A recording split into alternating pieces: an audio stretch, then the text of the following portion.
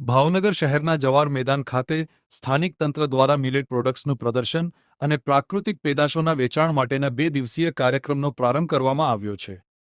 જવાહર મેદાન ખાતે યોજાયેલા કાર્યક્રમમાં સ્થાનિક નેતાઓ ઉપસ્થિત રહ્યા હતા।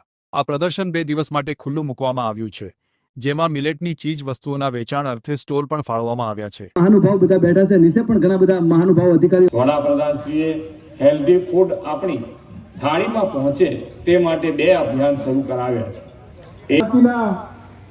સખી મંડળનો મેળો હોય કે ભાવનગર મહાનગરપાલિકા દ્વારા દિવાળી ઉપર